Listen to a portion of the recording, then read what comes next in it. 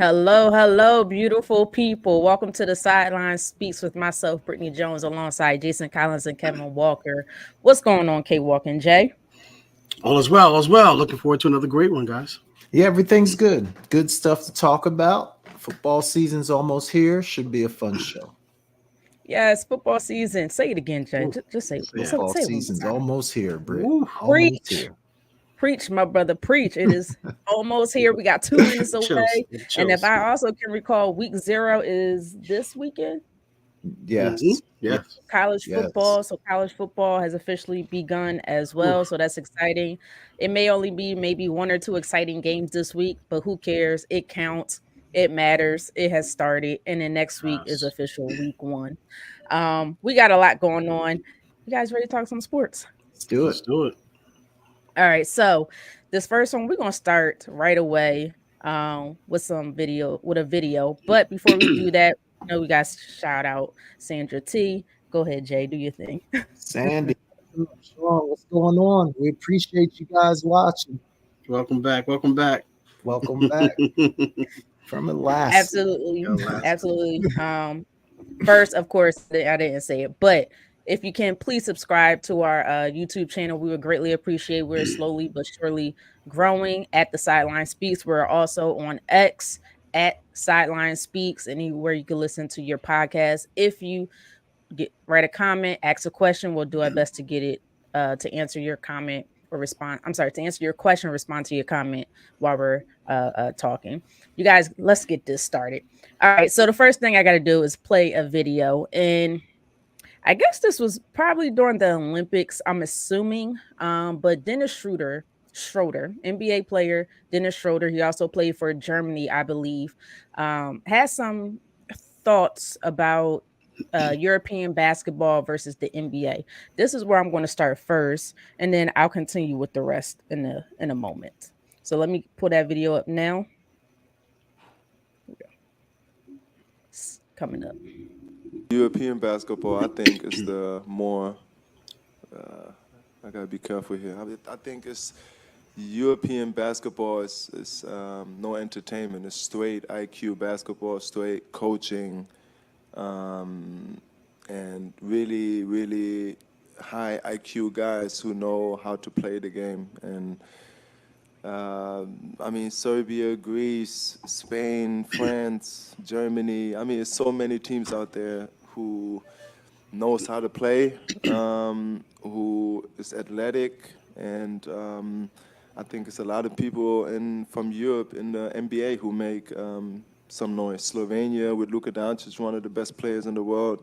Of course, I mean, the USA is one of the best leagues in the world, or is the best league in the world, but European, they come in for sure. All right, so he basically said that European basketball, it's a lot of high IQ guys. It's not a lot of entertainment. Before I get to the next part of my question, I just want to get your initial thoughts off of what Dennis Schroder said. Do you agree or disagree with what he said? K-Walk, I'm gonna start with you first. Both, if I can do that. I agree and disagree at the same time because there are Europeans are known for their IQ and they have some athleticism. There are far few in between. He mentioned Luka Doncic and obviously Joker and those guys went beyond, but just to name a few, those guys are high IQ. But I think all great basketball players, just not just from an athletic standpoint, have an high IQ. Without question. I don't know if he was saying that they're smarter than the guys in the NBA. I know he was saying he was trying to be careful of what he wanted to say, so I don't think he was trying to say that. But I think what he was mostly trying to do was just promote the European players as opposed to, dismiss or disrespect the NBA or the American players. I don't think he was trying to do that, and I'm glad he said what he said. I got to be careful what I say because a lot of people want to hear one thing and turn it into something else. But yeah, I agree with them. The Europeans are coming. We see the gap has closed from with the time that we saw the Dream Team in 1992 to what took place this a couple weeks ago or last week. So yeah, I mean the gap is closing without question. But and nothing to take away from him. Again, I'm not saying that. I don't think he was saying that Europeans are smarter. than the NBA players are more athletic. But I think what he was trying to say is that they are smart and they are just as athletic as they are smart, or vice versa, however you want to look at that. But yeah, I totally agree with him. But if he's trying to say that they're smarter and more athletic than the NBA, which I don't think he was, then I disagree with that. Jay, so basically going off of what he said, what are your thoughts? And then as you know, of course, back in the 90s, you may have had a few players from the NBA that played European ball, but this year it's what the Olympics had over 60 players. Yeah. FIBA basketball that might even grow even more, or even potential NBA players. A lot of NBA players are coming from overseas. So what are your thoughts on what he was saying there? Yeah, I think it's interesting. Number one, I think he knew he was kind of walking on a fine line. That's why he said, I need to be careful here. And I think the only place where he may have gone wrong, Britt, was when he threw that part in about the NBA and more entertainment.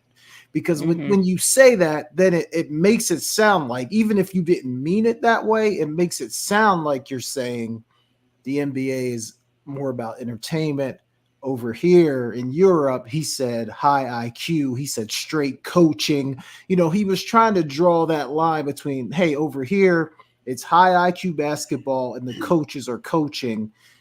And even though he didn't come out and say it, it looks like he said in the NBA, it's more just about entertainment and maybe athleticism. And the only problem I have with it is anytime you make a blanket statement about anything, you're going to be wrong. Like, I guarantee you there's people in the European League that are not high IQ basketball players. Everyone over there is not high IQ. Like, I'm sure they have some really good coaching, some high IQ players, but we can find that same thing here in the NBA. There's plenty of high IQ players. There's probably some guys that are not high IQ players. So I think the only place he went wrong was trying to make a blanket statement. He probably would have been better off just talking about the European League and not throwing that one line in about the NBA and entertainment. And I think it would have been a non-issue. Yeah, I always think it's curious that when you're talking about one aspect of basketball or a whole different league, why do people always feel it's necessary to throw in the NBA? Sometimes you just don't need to, and I get it. The NBA is the best league in the entire world. People strive to get there. European players strive to get to the NBA. Right. Because the lights are just brighter. It's that's if you want to be the best, you got to go up against the best, and they tend to be in the NBA. But I just feel like sometimes you could separate the two. If you're talking, like you said, Jay, if you're talking about European basketball, just keep it on European basketball. Just talk about those players. You don't always need to talk about NBA and how we feel about the NBA players. And vice versa. Sometimes you're talking about the NBA. We don't always talk about European basketball. Right. There's no need to. It's okay to separate it. But there was one player that decided to respond. And I think you guys know what I'm referring to. Some people watching may know as well what I'm referring to.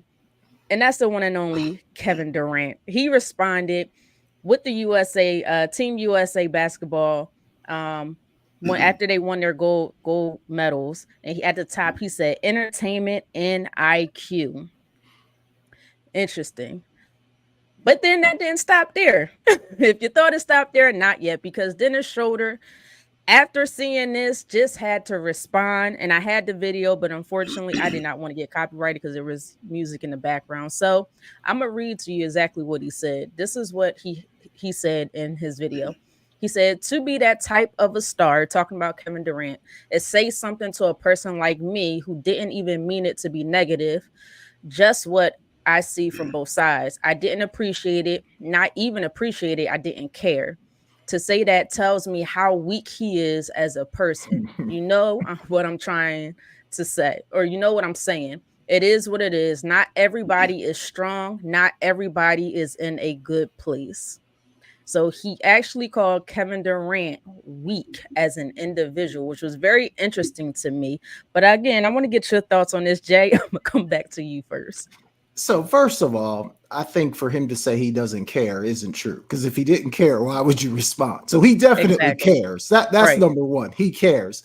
Now, to call KD weak, look, the thing about KD, whether you love him or you hate him, the one thing he has been very consistent about is Well, see, that if he feels like someone is saying something about him directly or indirectly, he is going to respond to that person on social media. Like that's just been KD's brand for the last several years. So I think KD is on brand with his response. And for Schroder, like saying, well, I didn't mean it in a certain way. Like it really doesn't matter what your intent was.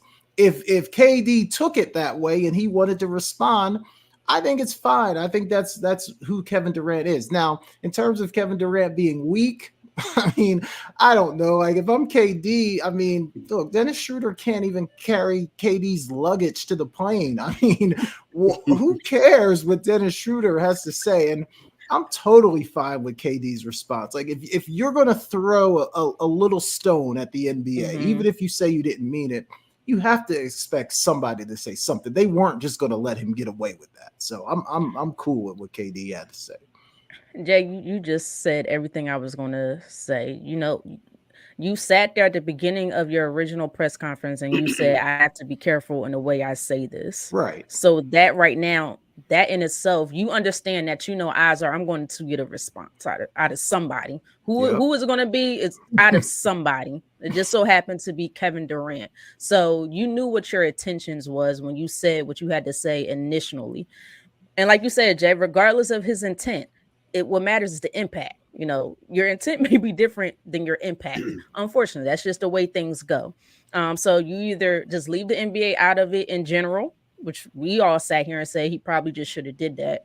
But when you threw that little nugget in about the NBA, you understood right then and there somebody's going to respond. Yep. And I agree with you, Jay. He absolutely cared. If you didn't care, you wouldn't have responded. You went out your own way off of a little, to me, a harmless tweet.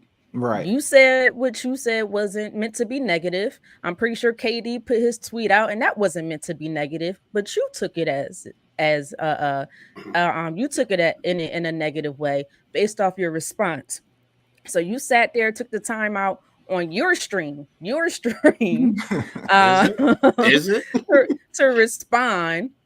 So clearly KD was owning some real estate up in that head of yours just a little bit. And being KD being weak as an individual, to me, that's unnecessary and that's Right. unfair. I don't think anybody is weak as an individual. I think that was a little immature of Dennis Schroder to even go that far with it. And then he says, not everybody is strong, not everybody is in a good place. How do you know what place he is in right now? Are you communicating with him on a constant basis? Is he telling you? Are you his therapist? Like, are you sitting in a chair? He's sitting in a lounge chair and you writing notes saying, well, how did that make you feel? I don't think so. So Yeah. I think that was just real immature and childish of him.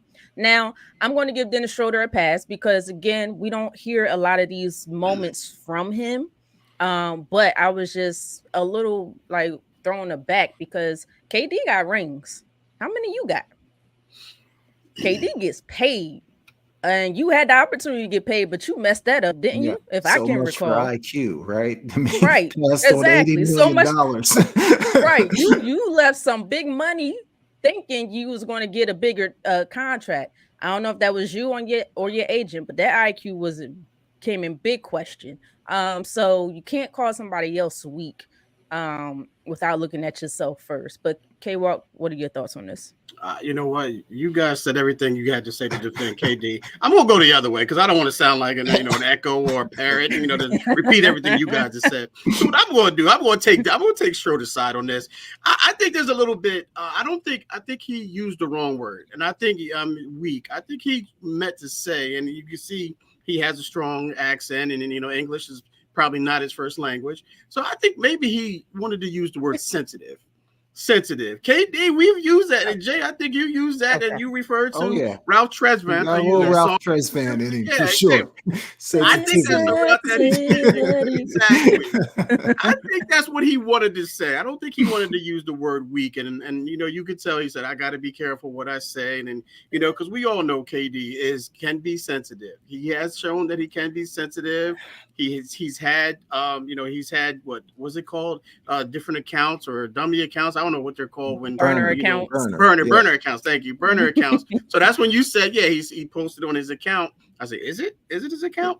So, but we don't know. We just don't know. But no, I get where Schroeder's coming from, and he said the wrong thing. He used the wrong word, and you got to give him a pass for that, to use your term there, Britt, because I just think that there's a language barrier there for him. It's hard for him to decipher what word that he really wanted to use or what meaning. Weak is a tough word to use, but a tough word to throw at a grown man who's doing the things that KD is doing. Yeah. So that's why I say I don't think he meant the word. I know he used the word weak, but I think he meant the word sensitive. And I'm just going to take a side with him just a little bit there on that. But you can't allow that to happen. And I get it, KD. He's firing back, and like you mentioned, Britt, somebody was going to do it. We didn't know who it was, but it was just a matter of time, because that's just the world we live in. Whatever you say, and you say it on a high platform, and it gets around, Right. and you're talking about a huge league like the NBA, someone's going to fire back. But yeah, I just think that he used the wrong word there. But I'm going to just stick with Schroeder on this one. I think he's just misused the word. But sensitive, KD can probably agree to that. He probably still would probably fire back on him in that regards. If I know KD hasn't come back since he said week, right? KD hasn't I responded don't. to that, but I it's don't. coming. I It's don't coming. think it was Let's a wait couple for it. days ago he said this. It's coming. He's coming. But yeah, I'm just going to side with Schroeder on a little bit on this side of this a little bit, guys. K-Walk, it's like I'm with you, because I do feel like maybe he did mean sensitive, and I do think Kevin Durant is very sensitive. We all know this, probably a little too sensitive at times, especially being I understand on the level that you are, you got to have some tough skin. But every little nugget gets to KD. But I don't know if I could use the language barrier excuse. And I I say don't this know, because Britt. I'm just he's going been to face. he's I'm been aware in right the now. he's right. I know he's been here for a lot of years now, so he should be very well versed on the slang, on the language here, especially being probably hanging out with the other NBA guys, living here for long periods of time. So I don't know if I could give him that. But maybe you are right. Maybe he meant to say sensitive versus weak. But right now, I can only go with what the brother said. And the brother said That's KD what it was is. pure weak. Yeah. And maybe he is weak as far as strength wise. We've seen KD I get was out thinking that when I muscled. first. Yeah. We see KD get out muscled in the playoffs. So maybe he is strength wise, but I just think I just feel like him as a individual, as a person, I just don't think he's weak in that aspect. And I No, think I don't. Dennis I just. Schroeder, Yeah. if that's not what he meant, then he needs to come back out and say, you know what, guys, I used the wrong word. I meant to say it this way, or just, just apologize. I shouldn't have taken it this far and Yeah. attacking him as an individual, because I don't think KD attacked Dennis Schroeder. He may Right. have attacked what he said, Yeah. but he didn't attack him. Dennis Schroeder went after KD, and KD's probably like, wait a minute, don't come for me if I didn't send for you. And that's what he did. So I think that's where the things go wrong. But Dennis Schroeder, like I said, I'll give you a pass for this one because you don't say much. But Right. next time, just And watch what you say. right, and I don't think he ever mentioned that the NBA didn't have IQ.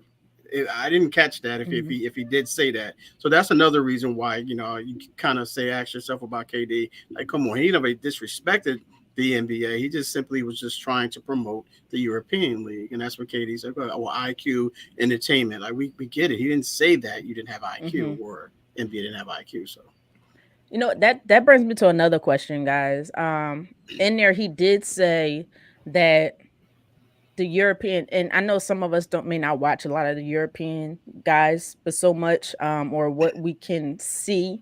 So I guess maybe base it off the FIBA, they do it every couple years or so. The Olympics is every 4 years. Do you feel like, because he did say there's no entertainment in the European basketball, do you guys agree with that aspect of it?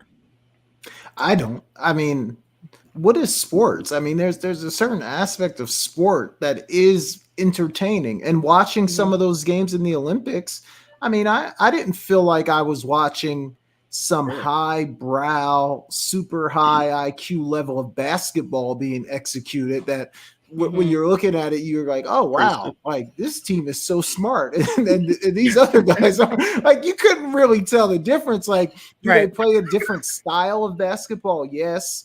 Are they much more familiar with each other because they've been playing together forever? Yes. But they didn't strike me as some super sophisticated system that they were running that was just so high IQ. Like I could not see that from the television. So I felt like their brand of basketball was entertaining and wasn't, I think there's definitely some level of entertainment to European basketball. Yeah, I do too. I think there is. I like how physical they can be at times. Yeah. I feel like their physicality somehow, some way surpassed the NBA. And we've seen that. Call me out if you want to, but I just think the NBA somehow became soft. And I agree with you, Jay. I don't think it was anything super. You may have, like you said earlier, you may have certain players that have high IQ, and those probably tend more to be the playmakers on their teams. But overall, to me, it was an entertaining league. They dunk just as much as we do. They may not have like the Kyrie Irving type of game, but how many players in the NBA have that type of game? Exactly. He does, right? There's really nobody else outside of Kyrie Irving that plays like that. So I find it pretty entertaining. K-Walk, what are your thoughts? As far as the league being no entertainment in European in the European league. I'm sorry. I thought I answered all the questions. I don't really get to see the European League, as much as as like you mentioned FIBA or the Olympics. There's no leagues out there, or there's no station or anything like out there. And I wouldn't watch it until we get the WNBA right. But nonetheless, no, I just don't see enough of it. We just see these guys, the before mentioned guys, the Lukas, the Jokic, the Wembeyamas, and things of that nature. So no, I mean entertainment. I think if there was a lot of entertainment in there, they would find a way to get it broadcast, and we would see more of it. But I don't. I'm not saying there's no entertainment over there. Obviously, there is, because these guys are coming to the league. Maybe they're not as much as in it. There's obviously not as much entertainment as it is over here, but there is some. But I think the guys that are most entertaining are starting to transfer to the NBA. To be honest with you, so there's some there. Some. Yeah, prime example, Wemby. He's one of the most entertaining guys that came over. So, all right. Any final thoughts on what Dennis Schroder or KD said in this unnecessary nonsense? I think we covered that one pretty well. All right, let's move on, because we got to get into a little bit of NFL talk. This is another video I'm going to play for you guys, and this was actually at the Fanatics Fest, and this was with Tom Brady. Tom Brady was asked a question pertaining to him becoming a broadcaster. And the question was basically about how would he be as a broadcaster. And he responded about being overly critical. But when he responded towards the end of this comment, he kind of threw shade at a current NFL quarterback. And that's going to roll us right into, I'm going to have a question about that. And that's going to roll us right into the main topic. But let me get this video up now, and I'll ask you your thoughts right after. It's coming up now. Most challenging thing is when I see something, when I think, oh, that was horrible. Right. I just can't say that on TV. Why not? Well, because there's parents and, there's parents and there's family members, and I don't want to always necessarily say it in that way. Okay. But I think if I was doing it myself, and let's say I threw a really bad interception, I would walk to the sidelines. I said, "You are the worst quarterback in the world. How could you possibly make that throw? That was terrible." Right. But I just don't want to be so critical, because in some ways I don't necessarily know exactly what the problem was on that play. If, let's say, Daniel Jones throws an interception. I didn't mean to say it like that. That's what I'm trying to say. That's what I'm trying to say. Wait a minute. That's what I'm trying to say, sir. I wasn't even being critical of Daniel Jones. Right. Maybe I was a little bit. That's what I'm saying. And Interesting. All right. So before we get into the Daniel Jones aspect of it, I'm going to ask this question because we do know Tom Brady. He just signed a major deal with Fox. I believe it was with Fox, and he does start this season. He did the preseason game, the 49ers preseason game. If I can recall, this past weekend or last weekend, one of them. Is the media too overly critical of these athletes? Like, do we do too much? Anybody can ask this because answer this because I know I didn't have this on the topics. Go ahead, K-Walk. Are we being too critical? I mean, no, because I think when you look at how much money these guys are being paid and what you're expecting them to do and where they're drafted at, and you put so much emphasis on what they did in college, and obviously that's why they get the money. They're drafted where they're drafted, and then they don't produce. And then you look at it and you surround these guys with talent, and they still can't produce. Meaning, I'm talking about quarterbacks right now, in general. And then but you can't really fault some of these receivers, some of these running backs, and offensive line because of the fact of the matter is your quarterback, who I consider the head of the snake, isn't snaking, if you will. It's not doing what he needs to do in order to have that body work with the head. Then you got to be critical of him. I mean, I think it's a fair assessment to do that. I really do. From a quarterback standpoint, but from receivers, and if you guys don't have a guy that can get you the ball, then you can only say so much about that guy. But when that ball is thrown to him, and they run a route and they drop the ball or whatever they do, with the balls in their hand and they're not being productive, then I think it's warranted. I really do think it's warranted because again, it's high profile. Billions of dollars are being made in this industry, and you're part of that, and it's an investment there. So I think, I think it's warranted that these guys get the criticism that they get. Yeah. I think go ahead, Britt. I was gonna say, I think for me, I don't have a problem with the criticism. I think we, as fans and media, I think we have to slow down on the expectations. Let's see these players play. That's just me. When they come in, I can't think of a previous Jaden Daniels is going to be the next Tom Brady. I'm just throwing stuff out there where he runs. So let me think of more. Okay. Jaden Daniels is going to be the next Michael Vick. Let's slow down on that expectation, and maybe people won't feel as the media is being so critical. But I'm with you, K-Walk. I am with you. I think if you come in to the league, you're getting paid so much money. That's our job. Like, we're here to criticize what you're doing on the field or on the court or whatever, sport that you're playing in at that time. I don't think it's that big of a deal. And as far as parents, you've been watching sports probably your entire life. You know what comes with this business at the same time. I think as long as we're in the aspect of we criticize your game, not the person, I think should be, the line there. I'm criticizing your game. I don't know what other people are doing, what other media personalities are doing. Me personally, I'm going to criticize your game. I'm going to comment on your game. There are some who's going to comment on the person themselves, and I think that's where it could be a little too much. But that's my overall feelings for it. Jay, what are your thoughts? I think I agree. I do think there's a certain segment of the media that can be overly critical, but I think that's more about clickbait, just trying to garnish up interest. And I don't even know if they really even believe some of the stuff that they say, right? So putting those people aside, no, I don't think it's overly critical.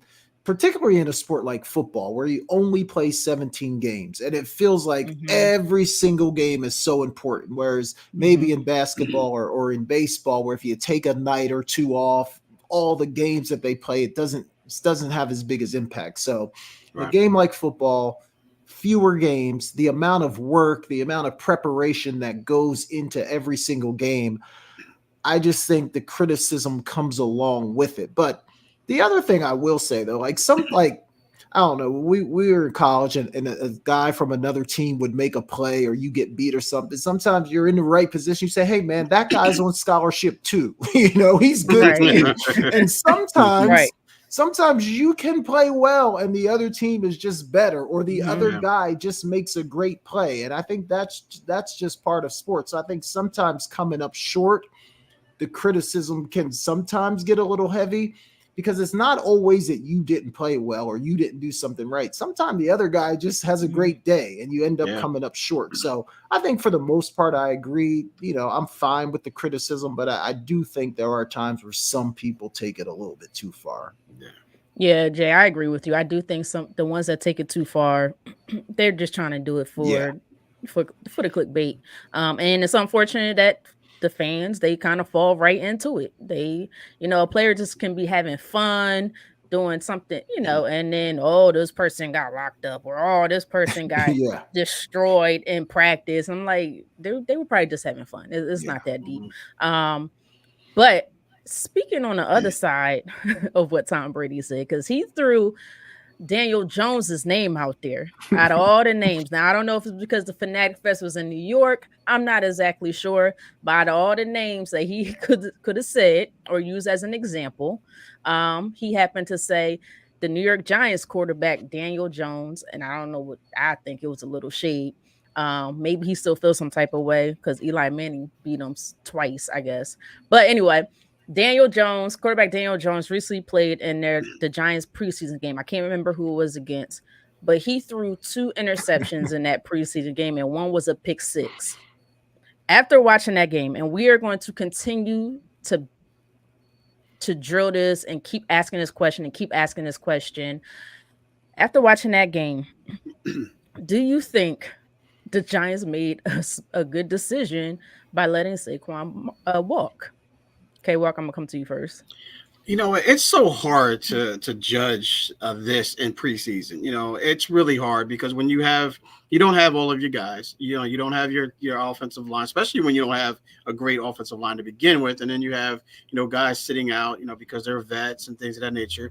You don't have a top receiver out there. I think they did have Neighbors. I don't think I forget what their other receiver is, escapes my mind. But anytime that you don't have your all of your guys out there, Mm-hmm. it's going and you don't perform, and then you have Daniel Jones out there. Daniel Jones with a healthy team, with a stacked roster around him. I still don't think that it's going to be enough, with him. But putting him in that situation, that was just terrible, man. And for us to sit here and nitpick everything Daniel Jones does is rough, and I think it's really hard for us to say that, well, if Saquon Barkley was still on the team, that would have made a difference. He wouldn't have thrown that pick six. Saquon Barkley wouldn't have been in the game had he still been on the team.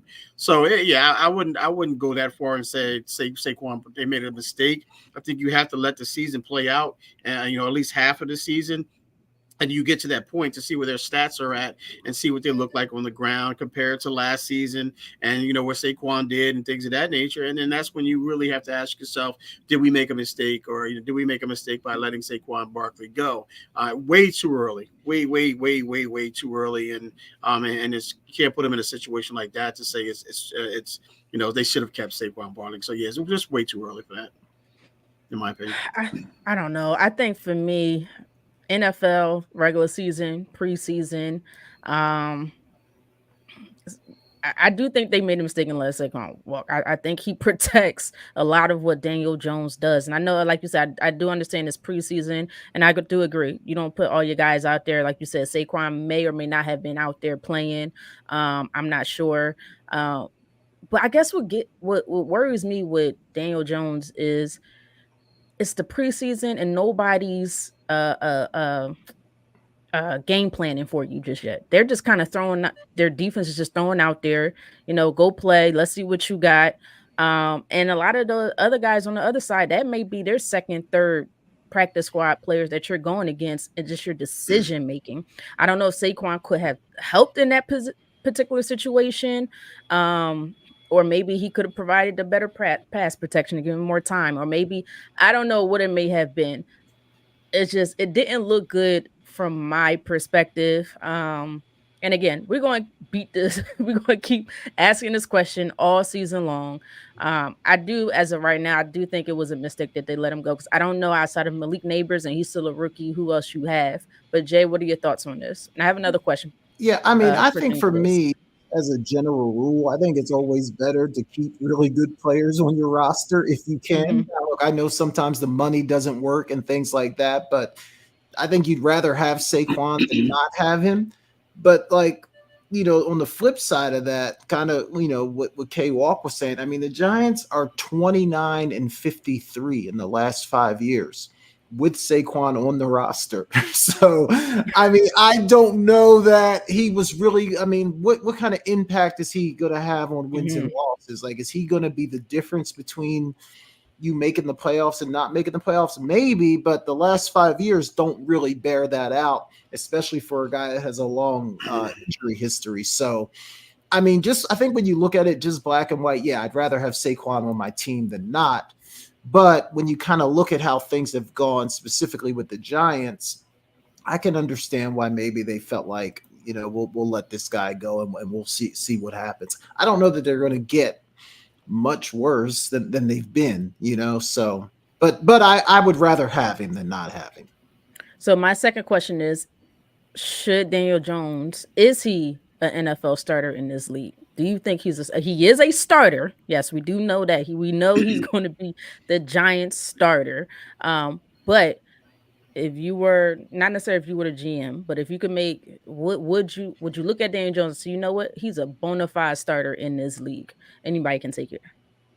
Go ahead, K Walk. I want to hear what K Walk has to say. No, no, no, absolutely not. I mean, unless you want your starting quarterback to, like you mentioned, to be turnover prone. I mean, fumbleitis, pick sixes, just doesn't. It's not smart with the ball. It's not protective with that ball. I mean, when you look around the league, who's unless you're going to make a trade for a backup quarterback. I mean, there's other teams out there that don't have quarterbacks either. Look at Minnesota. Minnesota.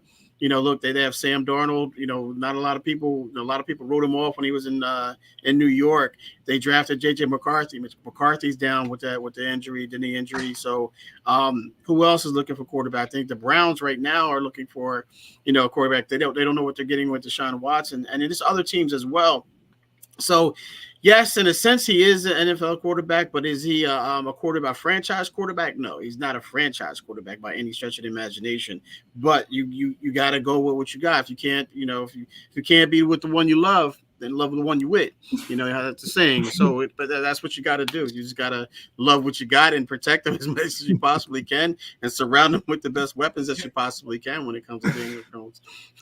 Yeah, Britt, I was gonna say, like, I think when you look at like all 32 starters in the league, once you start getting past 15 or so, Right. like that Hmm. list isn't, you know what I mean? Like you start kind of getting into the inconsistent, might be good for a few weeks and it's going to put a stinker out there. So I think I mean, I don't know. Like I think he's a starter, but man, he's like a marginal starter, right? Yeah, He can yeah. probably have a couple of good games, and if he had the right guys around him, he can probably play okay. But every year there's going to be some games where he's out there throwing picks and just plays some really bad games. But I think it just speaks to how hard that position is to Hmm. actually play because there's just not that many guys who play it at an elite level.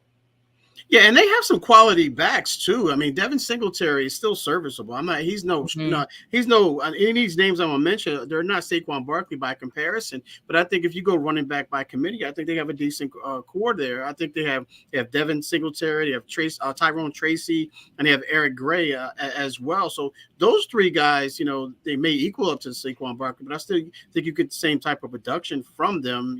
But Hmm. it's going to be running back by committee without question. If he can get those guys going, and if Coach Dable can find a way to get these guys going and get them in the mix and get a rhythm going for Daniel Jones, because he's supposed to be the quarterback whisperer, Dable, that is. But if he's not listening, if he can't hear him, it's hard to be a quarterback whisperer if your quarterback is deaf. So let's see what happens. Do you think the Giants trust Daniel Jones, or do you think that's why they let Saquon Barkley go to see if this is the guy we could put all of our trust in? Anybody can Hey, take it. Brett, based off of that, Brett, they better trust that man. If they don't trust him, and they let Saquon Barkley go. So I'm going to say to answer the question, yeah, they trust him. It's hard for I me to You think say that, know, but they do. you do not look confident in I'm that not answer, confident at K. all, at all, at all. yeah, I think they might be fooling themselves. I Yeah, really Uh-huh. do. I think you know how sometimes you can kind of talk yourself into something and maybe yeah. you don't really believe it, but you're trying to talk Mhm. Mhm. yourself into it. I feel like that's what it is with the Giants. Like they probably have talked themselves into believing this guy's a franchise, but there's got to be some late nights where they're if they were being really honest with themselves, they got to be thinking like we know this guy isn't the Mhm. one to lead us to a Super Bowl or anything like that. Yeah, I think he has some nice pieces surrounding him. I like Devin Singletary. I've always been a fan of him. Malik Neighbors seemed like he'll be Yeah. a young stud. I know there's been some concerns as far as attitude with Malik Neighbors, but he is a rookie, so hopefully that Yeah. could get somewhat adjusted. As far as Daniel Jones, I think it's a wait to see. We'll see what happens. This is your year to really prove yourself. Um, but like I said earlier, that was concerning. You know, you went up against one of the most vanilla defenses, and his decision making is just not there as of right now. And this is his fourth year. This might be his fourth year he's Well, going that's what I into, was going to ask. Do we know how or fifth long year. he's been in the league? Because I if he's getting think around this 4 or 5, it's I, yeah, I time. think he is You maybe know, fifth. I mean, yeah, it yeah, I might think be. he's It yeah, might maybe be in his year fourth. 5. It could be year 5. Yeah, I think because remember he got that contract last A year. contract, yeah. And they Hmm. usually do that right before because he was a first round pick. So they usually do that right before your fifth year because that extra year you get He as a was first drafted in rounder. 2019, so Yeah. So that's his fifth. This is yeah, his fifth season. So I think that's where I'm getting a little concerned because I think with him it's most some teams if they don't do that great, you kind of pinpoint a little bit. The coaching just wasn't up to par. They didn't have the talent or whatever it might be. But with Daniel Jones, it's just like okay, the offensive line wasn't the best. I will say that, but you do have some talent. But some of his interceptions and his turnovers to me is just self-sabotaging. In other words, he's just doing it off of bad decisions and not really making the correct reads or he fumbles the ball. He just can't hold on to it, I guess. So Yeah. I that as a fifth year starter, that's I think is a little bit more concerning. At times he just don't look like a starter to me. He just doesn't yeah. look like a top 15, I guess you guys said, QB in the league. And I think that's where it's more concerning. But this is his year to prove it. We'll see what happens. I wish him all the luck. Um, K No, Walk you said we might don't. be. No, you don't. Because you're in an NFC East. No, you don't. Whoa, whoa, whoa, whoa, whoa. No, you I don't. hope the team fails, but the individual players, I hope they do well Well, to that get means to fail. make their money, get their endorsements, take care of their families. So yes, no, the team I don't want to win. Let's clarify this, K Walk. Okay, the teams I See, can't stand the team. I want them to fail badly, right? About as bad as my Eagles did the last 6 games. Oh, shade, my bad. Yes, I throw shade at my own team too. um, you have to be able but to. the individual players, I want them to succeed as far as their career. Just don't do it against my Eagles. That's all I ask. Don't do it against my Eagles. Yeah, and I think what the Giants are doing, they have to justify that draft pick because no one saw this coming. I mean, 2019, he was drafted with 6 overall. Mhm. I think that's what they're trying to do, justify that pick. They're trying to say, okay, they're trying to find something in there, trying to get something out of him and say, listen, hey, this is why we took him at 6. And so now because they're hearing that right now. They're hearing that right now. He's a 6th That's it. overall pick. And I'm with you, but I think after a while, it's like, okay, we messed up. It's okay to me to admit, and I feel like your fans will Hey, understand more and 49ers be did it. right and be your fans will understand more, be a little bit more forgiving if you come out and say, you know what, we made the bad decision. We're wrong. But if you're trying to gaslight us, that's where the problem lies. You're trying to gaslight us into tricking us or getting us to think that you know what, Daniel Jones has all the potential in the world, but we could see right in front of our eyes on TV, on tape, live, however you're watching them, he's not a starter in this league. He just doesn't have it. I think that's where the organization gets themselves in trouble. Every organization makes mistakes. Every last one of them, probably on a bunch of draft picks. I don't care what team you name, there has been a draft pick in the last couple years where they was just like, man, we regret this decision. It's okay. Come on and say, you know what, we messed up. We gotta go to plan B. We gotta figure this out. Instead, they try to gaslight the mess out of us, and that's annoying. Um, any final thoughts on Daniel Jones and the Giants? Nah. Let's move. Go Together in the ahead, Jeff. division with the Cowboys. That's all I'll say. Mm. It's funny we are talking about that because we're gonna roll right over into your Cowboys. Uh, whew. Wait a minute, let me calm down because that was awfully funny to me. Because you made them sound like a threat. No, I'm just kidding. I'm just kidding. But we got to get into the thoughts on the Cowboys offseason. I know they didn't do much. I know they recently made a trade with the Giants, I believe, for I think it was a defensive tackle. I think it's Jordan Phillips. He was on the Bills the year prior, Giants last year. Um, I'm pretty sure they signed a kicker, punter somewhere in the offseason there. Zeke came back. But that's not even the biggest thing of the offseason. The biggest thing of the offseason is this CeeDee Lamb situation, and it's still an ongoing situation. Now we keep hearing things like they're close, they're talking. Um, um, you know, Micah Parsons opened up his big mouth again, and I love you, Micah, but you got to stay out of other people's business, and said he will be there week one. But we're still waiting on a contract agreement between CeeDee Lamb and the Cowboys. And then recently, CeeDee Lamb posted a picture. I think it was Spider-Man's arch enemy. I forgot his name, guys. So if you know his name, please let me know. I don't know if it's Venom. I think it's Venom. Yeah, there's a couple. I wouldn't know. Yeah. Are you getting concerned as we get closer to the beginning of the season, which starts in 2 weeks, and CeeDee Lamb is nowhere near in sight? Jay, this is I think your team, so I'm gonna come to you first on this one. Yeah, Britt, I hate to say this, but I am getting concerned. I really am getting concerned. And the reason why, I understand it's business, but football is such a unique thing where, yeah, it's business, but you also have a team aspect and a winning aspect as well. And you really have to figure out how to balance that. And we have seen guys have contract disputes before. I mean, it's all part of it, but I think the way that Jerry Jones has handled this, it's almost like he could be burning a bridge with CeeDee, right? Like some of the things that he said, like, oh, we'll be fine or we'll be all right. Or, almost being a little bit dismissive of how important CeeDee is to the team. Even if they get him signed, even if they get him in there, I just feel like it could hurt team morale. What's CeeDee's attitude going to be like if he gets in it, but he feels like maybe he wasn't appreciated enough? Like I don't know if the Cowboys are thinking about all those little things that can affect the team and a locker room, and they're just worrying about the dollar. So I think they got to get this done soon, Britt, because I feel like at this point some feelings may be hurt and things like that. And you just don't want that rolling over into the team because it can, get in the way of trying to reach your goals and performance on the field and all those kinds of things. So I think they really fumbled this, Britt, and they got to get it figured out. Yeah, I agree with you. I don't know if CeeDee Lamb is that type of young man where he'll allow this to roll over, but it could potentially impact how he feels. He could end up saying, y'all don't value me whatsoever. It took y'all this long to see what I have done over the past 3 years. I think this is going in his 4th year, right? Over the past 3 years. And to me, he's outplayed his contract. Yeah, by far. So he's well deserving of whatever money that he's trying to get.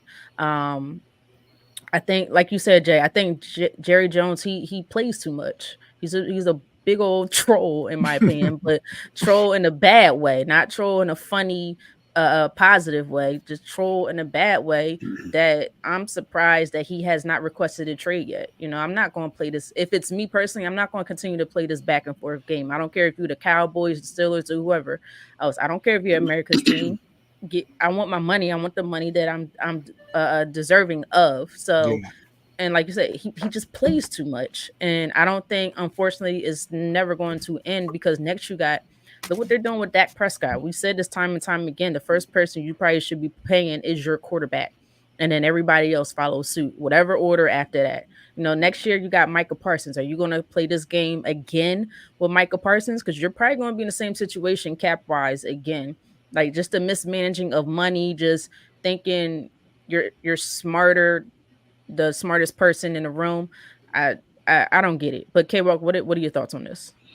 Well, I don't think it should be a concern for the Cowboys or the Cowboys fans. I believe that he will be there because, like you guys Mm-hmm. mentioned, how valuable he is to that team. I mean, you talked about CeeDee Lamb, and after that, who are we talking about?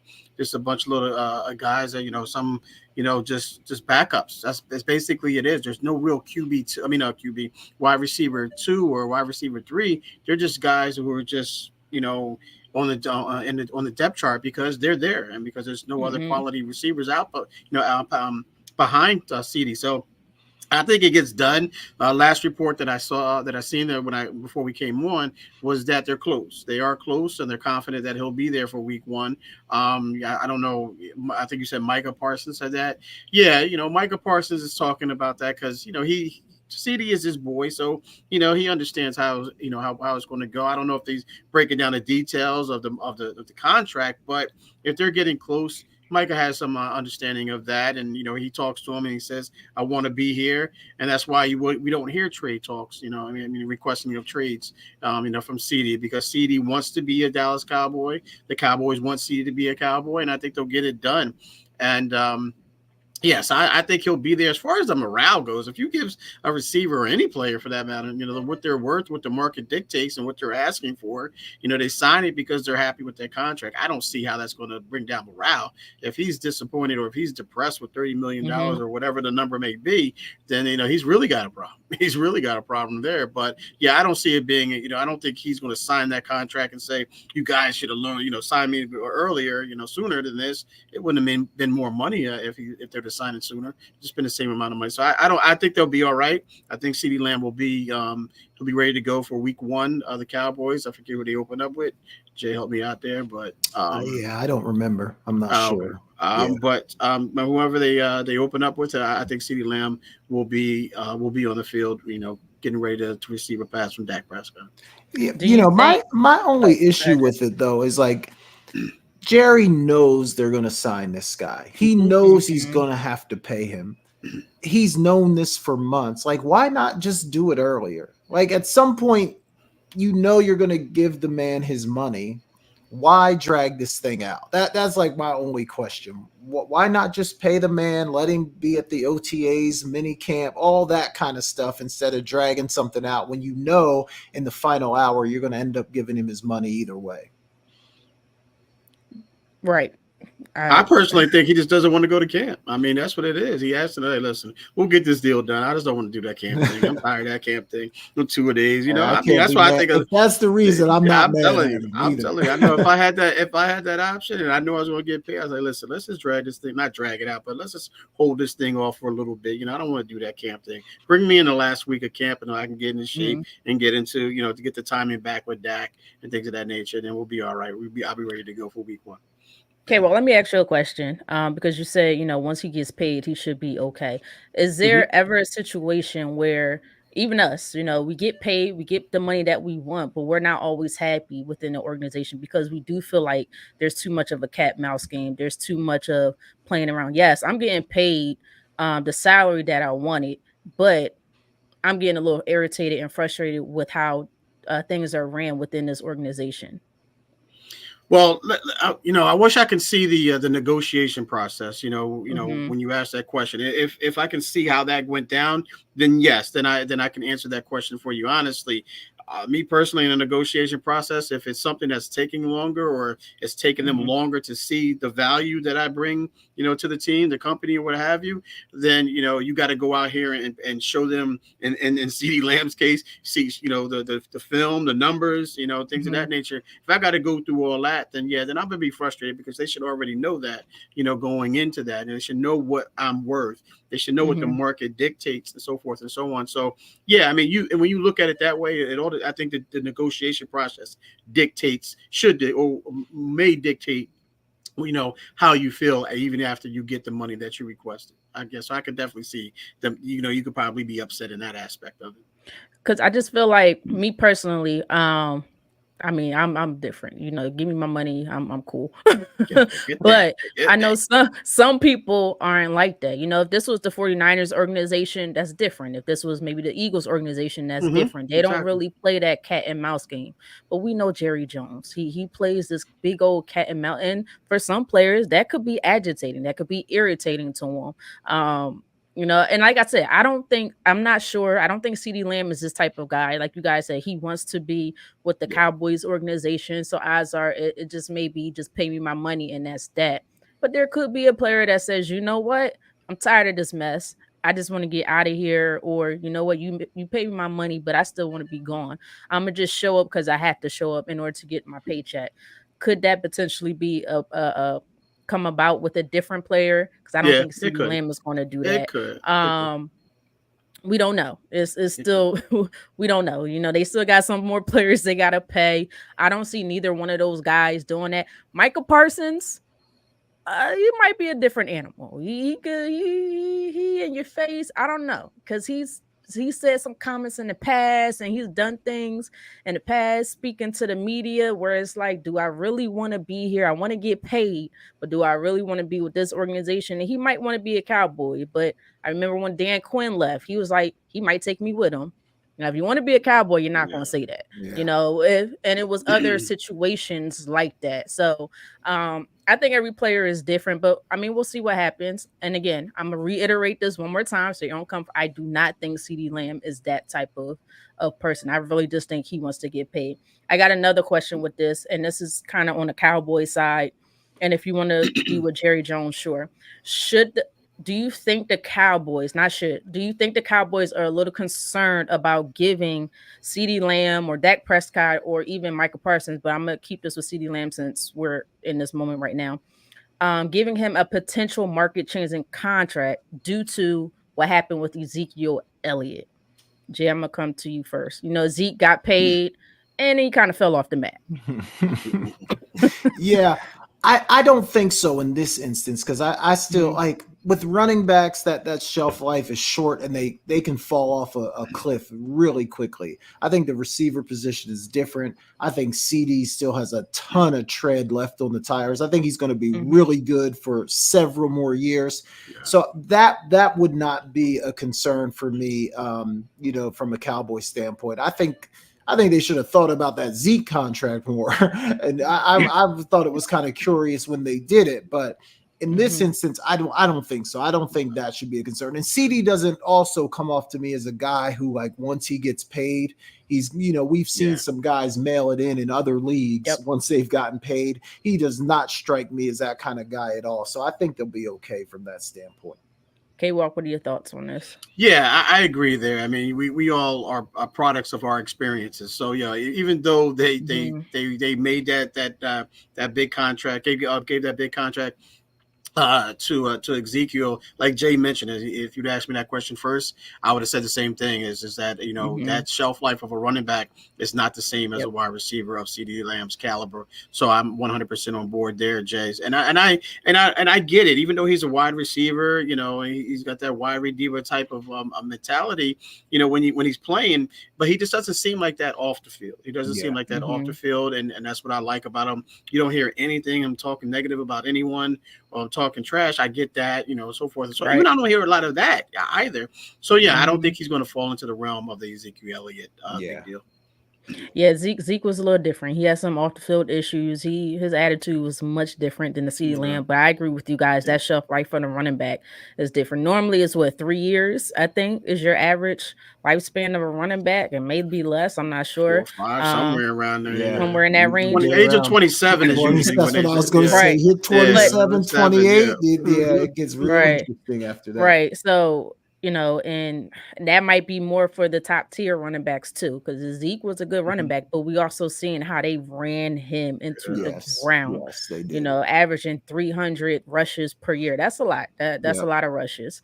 But yeah, I'm with you guys all the way. I do think there is a big difference. And again, to me, it mainly goes back to Jerry Jones and just him deciding not to play anymore. You know what you got to do. You know what CeeDee wants. You know how many years he wants. You know he earns it. Just give him what the young man is asking for because he played to me past his current contract, and that's hard for me to admit, guys.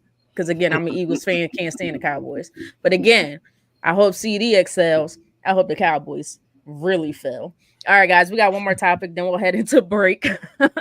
And then Jay will take over. And this one was kind of a fun one. Not really fun, but this is something I just seen today actually. And it was Anthony Edwards. He was in a recent or he was recently interviewed by I think the Wall Street Journal about Michael Jordan and the Oh skill yeah, set yeah. of other players. So I do have his response here because I can't remember by heart what he said. So it Okay. says, speaking to the Wall Street Journal, Edwards stated Michael Jordan was the only player that really had skills from the past generations.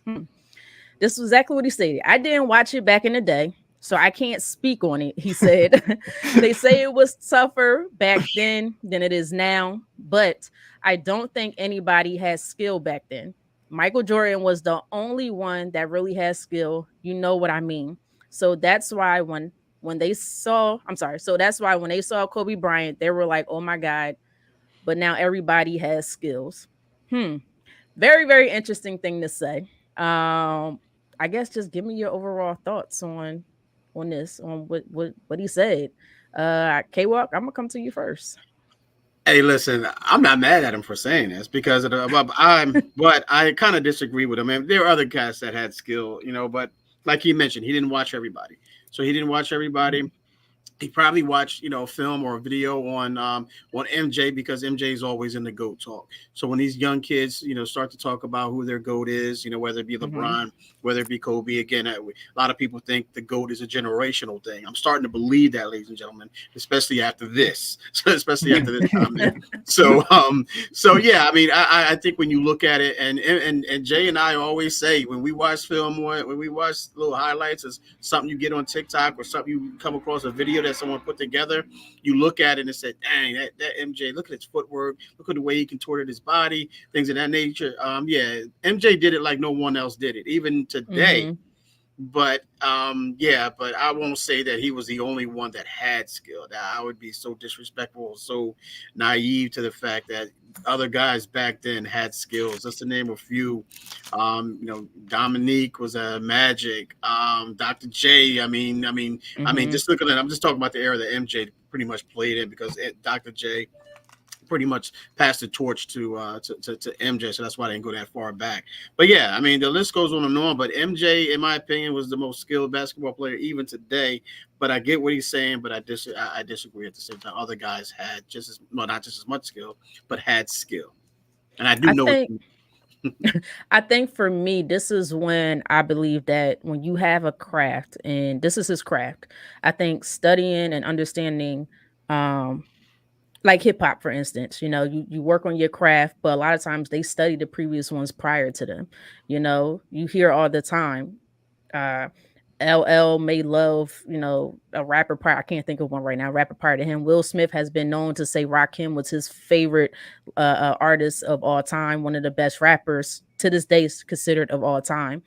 I just think he's young, and he said it. He hasn't looked at other players, and I think that's the main problem right there.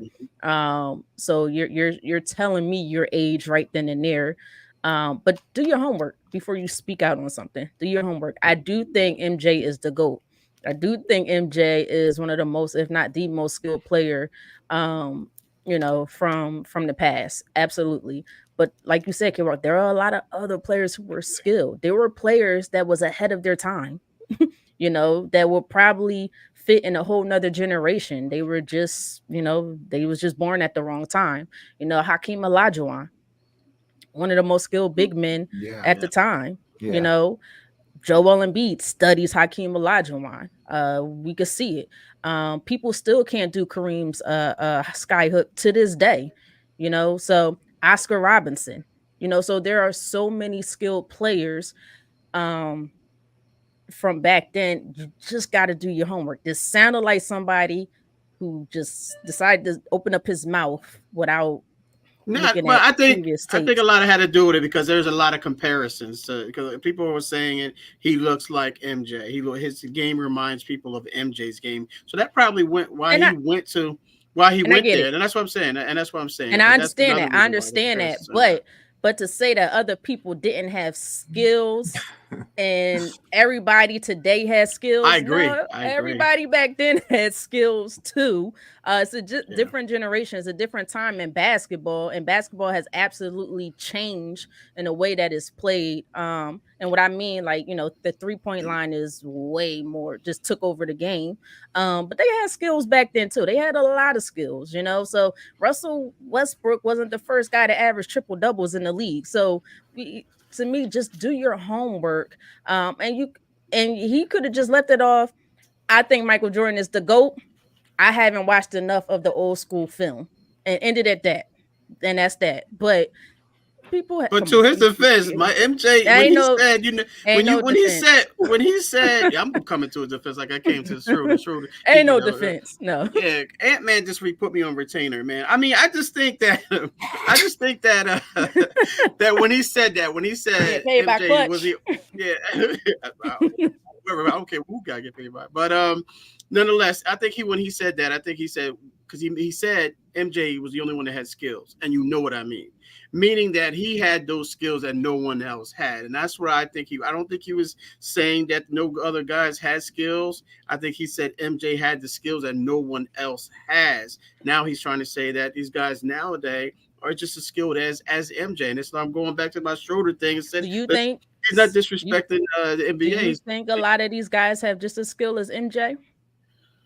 I think a lot of them do. I think a lot of them do. What I Mhm. don't think they have is that mentality that MJ had, and we go back to Schroder, that IQ, that mentality, that attitude that MJ brought to the table, the killer instinct, Mhm. if you will, the willingness to play defense, Mhm. willingness to be a defensive player of Is the year, an MVP of the year, MVP as well. Go ahead, Bert. Sorry.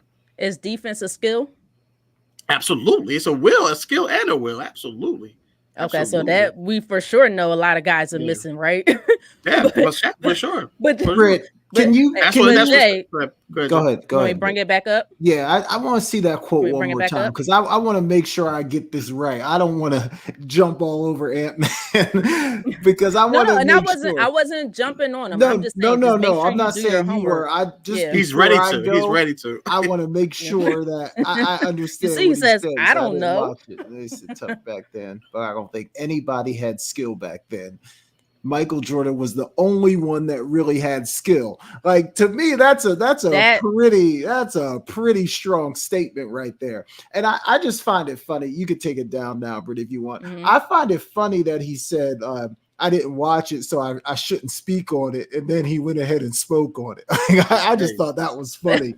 But I don't know. Like I agree. Like I think the guys from MJ's era, I think they were skilled. Like Britt, you talked about Kareem, Hakeem, Larry Bird was skillful. Isaiah Thomas, yeah. of course, Magic. Like there were plenty of guys that had skill then. I think the thing about MJ is that when you watch a clip of MJ from back in the day, even Mhm. now, it looks like it could be a clip from today's NBA. And I Yes. Right. think that's the difference with MJ. It looks like his game still translates to present day basketball, where some of the other guys you're watching and you're like, okay. But I disagree that I think the guys in the league now are as skilled as MJ.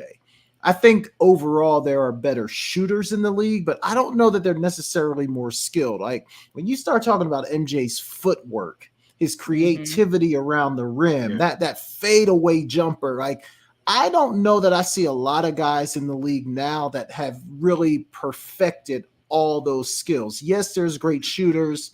We got some high flyers, Mhm. but in terms of like just really basketball skill, I'm not sure I would put today's guys on MJ's level. Obviously, yeah, there's some guys who are incredibly skilled, but just as a whole, I'm not giving all those guys that much credit. Yeah, I personally think today's league that there's a lot of skilled guys, but I just think it's more so focused on that 3-point shooting and athleticism. Yeah. I honestly think that's what. And again, you have your outliers of Sure. the real great players, but when you look at the majority of the league, they focus so much on 3-point shooting and athleticism. Um, and I think when you comparing it to the past generation, and there's no defense, right? But and you comparing it to the past generation, I could put a lot of those guys into today's game and they'll be fine. I could put a Scottie Pippen into today's game. For Scottie Pippen sure. was a very skillful type of player. For And sure. K-Walk, that's your man. I'm surprised you ain't saying him. Did you say him? I don't remember. Nah, because we was just Um, talking about MJ. That's why I ain't right. gonna go too much. You know, so I just felt like, again, Ant-Man is my guy. I think he could become the face of the NBA if they don't want to take it an international route, which I don't think they will, but that's a whole nother conversation for another day. I just think that we gotta, as younger people, because I'm a little older, but I'm some part of that younger people. We have to do our homework before we speak on certain topics. And I think this was the one where try to use that maneuver at the PR. He's still young, so he's still learning. And say, you know what, let me do my homework a little bit more, then I could come back and answer that question. Because there were so many skillful players back then that could probably play today and succeed just fine. We say it all the time, especially with how soft the league is today. You know, you can't really foul anybody. There's a lot of space in the NBA, so I think I just think he kind of just spoke too soon on And it. do So you think I these get what he guys? says. Do you think these guys would say this like if they were sitting in the room with 90s? Like, do you think if he was sitting in a room with Magic Johnson, he would say MJ was the only guy that really had skill back then? Like, Magic is a 6'9" ball handling point guard. Like, Playmaker. do you He's a really like? playmaker. So I think you're right, Britt. Maybe he just didn't think hard enough about some of the guys that played in that era because, I mean, yeah, it's different, but to say that they weren't skilled, I mean, that's a stretch for me. Hey Jay, Right, that's a topic. I mean, that's a show right there. That's a show right there. You just created. Man. Yeah. We'll keep on that. So, but Ant-Man, we still love you though. So for sure, just do your homework. That's my only advice. Just study your craft. From back then to study your craft. But no. All right, guys, we're gonna head into break. When we come back, Jay's gonna take over. Please like, subscribe to our YouTube channel at The Sideline Speaks. Please share. We would so greatly appreciate it as we are slowly but surely growing. We are also on X, formerly known as Twitter. I finally fixed that language, guys. At The Sideline Speaks, and anywhere you can listen to your podcast. You guys are watching. We're not on radio no more. You guys are watching The Sideline Speaks with myself, Brittany Jones, alongside Jason Collins and Kevin Walker. We'll be right back. Do not go anywhere. Hello, this is Marvin Lewis, and you're watching The Sideline Speaks with Brittany Jones, Jason Collins, and Kevin Walker. They're taking a break, and they will be right back.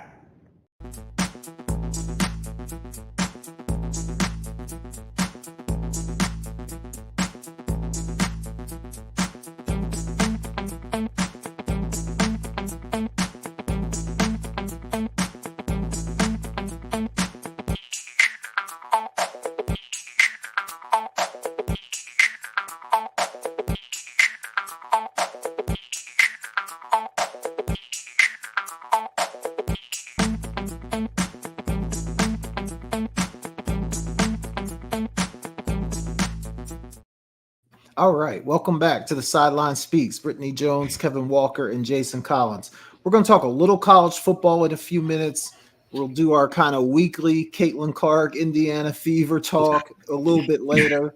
But first, guys, I want to talk about the Pittsburgh Steelers and Russell Wilson. He made his debut this weekend in his first preseason action after being out for a little bit with that calf injury.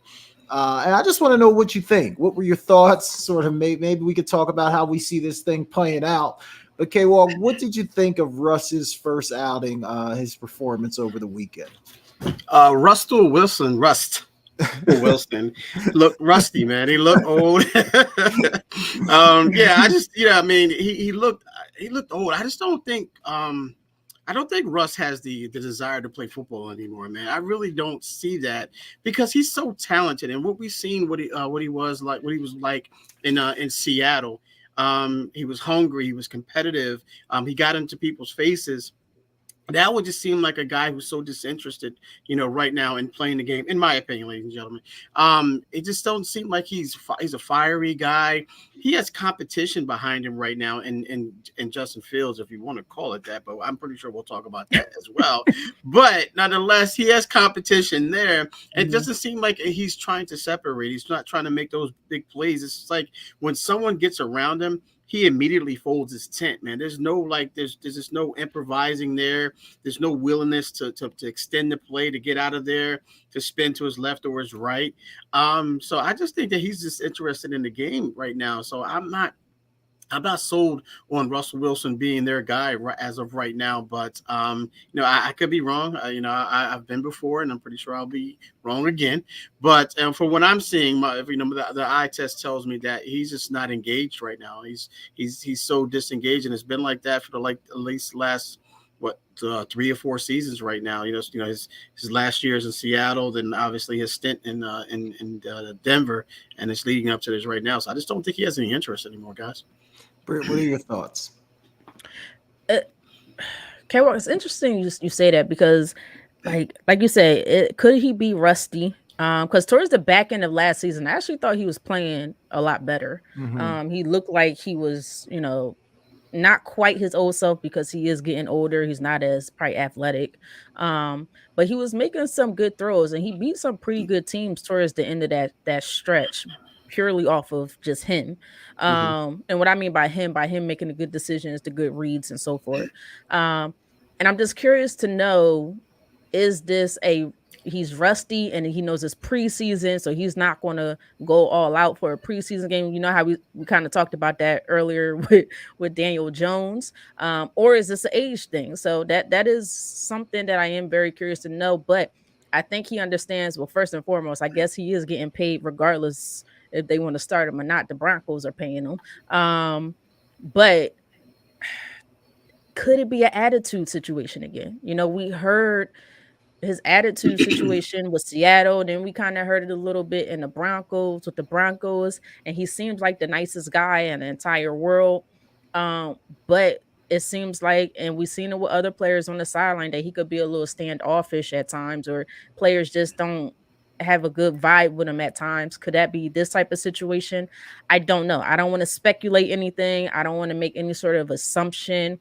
But again, I'm just going to say it is preseason, but I hope he does understand that it is a quarterback battle. Like this is a quarterback battle. I'm pretty sure as a football player, as someone who won a Super Bowl so many years ago, I want to start have some pride about him. But I didn't watch it, but so much I did see a couple throws in there. He didn't make necessarily bad decisions. But he looked like he's getting a little older to me. He does look like he's getting a little bit older. So, but I don't know if there's another question, so I don't want to jump. Yeah, I do have a follow up, but I thought, and I'm glad you guys said maybe rusty only the preseason, because I was gonna say he looked bad to me. Like he did not look good. He looked pretty bad. I was also surprised though at how bad the offensive line was at protecting him. I mean, he got sacked several times. The offensive line did not afford him a whole lot of protection. Really didn't give him a pocket. So some of it I don't think was all on him. But K-Walk, if that's the offensive line play that you're going to be playing with, would you rather have a young Justin Fields in there, a guy that can, do a little bit more with his legs? I guess I'm asking, is Justin Fields a better fit for this offense based off of where they are right now? Yeah, Jay. I mean, but you know what? You see, they're experiencing the same thing, meaning Russ and Justin Fields. The quarterback center exchange is not there. They're having, both of them are having problems. So you got to fix that first and foremost. I don't think that should be, 1-on-1. I mean, I don't care who you are. You can take someone off the street and just bend over and snap somebody the ball, and it should be that easy. But apparently it's not. But to answer your question, Jay, yeah, well, with the way the line is constructed in the center of the exchange issue that they're having, I think you got to go with Russ there because he can extend the play. Not only can he's willing to do it, and that's why I mentioned Russ has the ability to do it, but he just doesn't seem like he has the will to do it. And I think you go with the younger guy.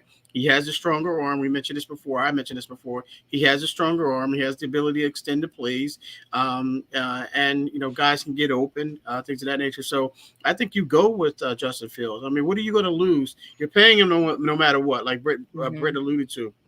You're paying them no matter what.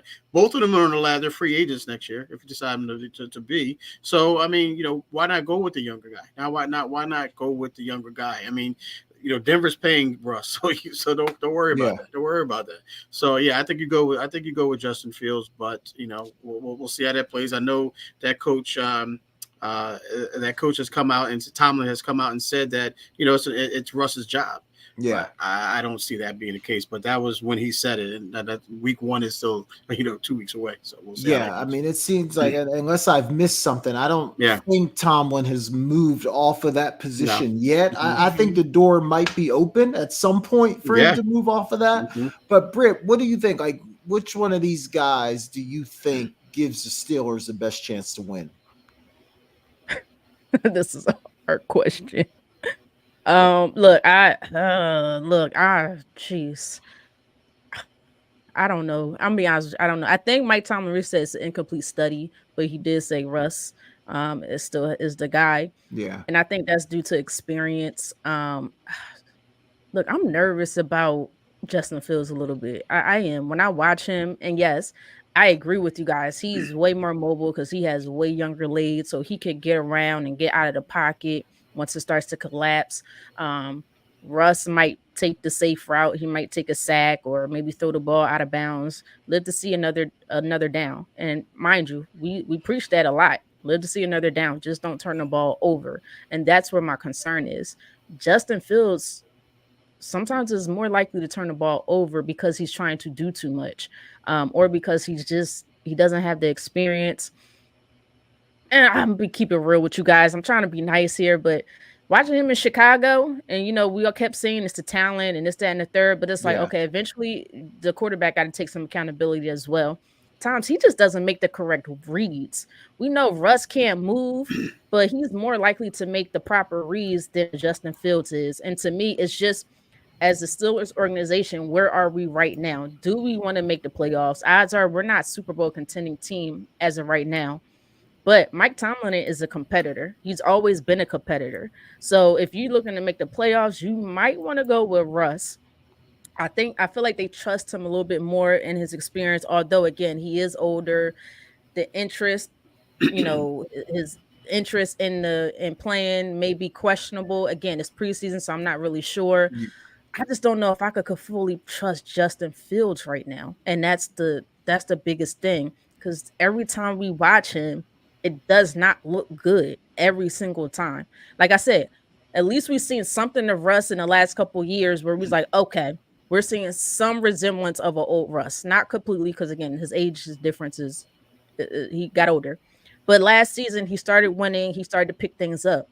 I haven't seen that from a Justin Fields. So I'm questioning Justin Fields a lot more than I am Russell Wilson.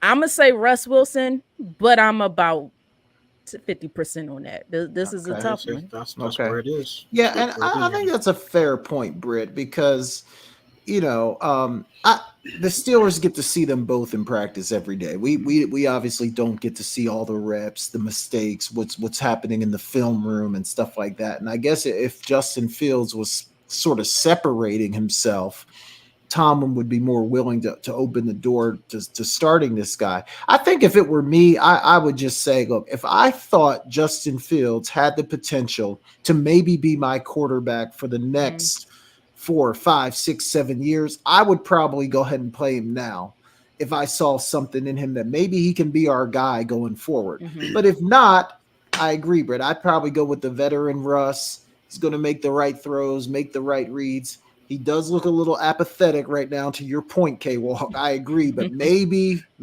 once the real season starts, maybe we'll see a little bit more juice out of Russ. I don't know.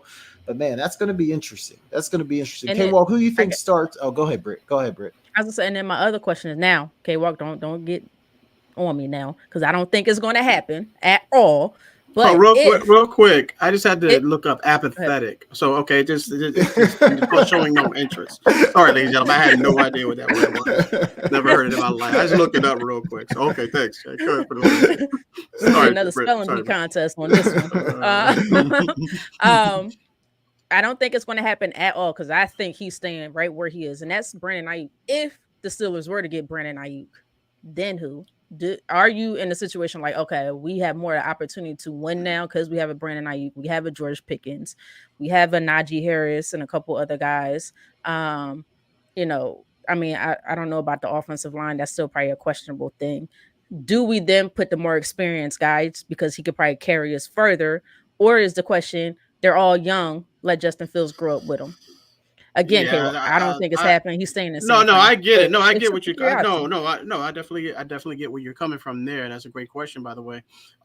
Yeah, I think you go with Justin Fields. I do like that your thought Mhm. on that as far as them growing together and them building that chemistry not from this year but for next year. But do we know if Justin Fields is going to be there next year? I'm saying Dak Prescott is going to be the quarterback of the Steelers next year, but I'm Ooh. jumping the gun there. But yeah, I mean, I think but if right now for this year, I know they're not thinking about the long term, they're thinking about this year. I think you do Mhm. go with I like Justin Fields, but he has the opportunity right now to separate himself, and he's just not Yeah. doing it. So I with don't think he that being can. said, I don't, and that's what my thing is. He can, but will he? But will he? Um, but I think you have to go with Russ, man. I think you have to go with the Mhm. experience, and he's shown that he can do it. You give him the time and you get these guys open. So, and Arthur Smith, who's the new offensive coordinator there, I think he's a decent enough offensive coordinator to scheme up things to get these guys open. So, I'm going to say you go with Russ. I'm leaning towards Russ to answer your question. Yeah, I think I agree. Just maybe because I think Russ is going to be less likely to make the big mistake. Whereas I Mhm. think Fields, he might give you some flash plays here and there. He might run for 40, 50 Yeah, yards, but he right. also might throw a pick six going back the other way. Yeah. So I think I think right now I'm leaning towards Russ, but that could change in the next 2 weeks. That could change in the next 2 weeks.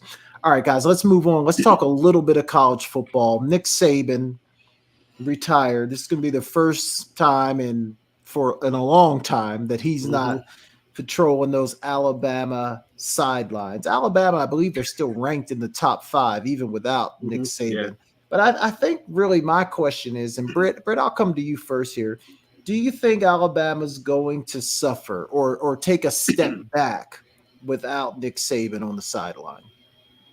Um. Hmm. I think I don't know if they're. I don't think they're going to suffer. Because I still think they're a top tier, or sorry, a top team in college football. They're in the SEC, so their recruiting to me, I still think is top tier. I guess you could say. So they have a lot of good players.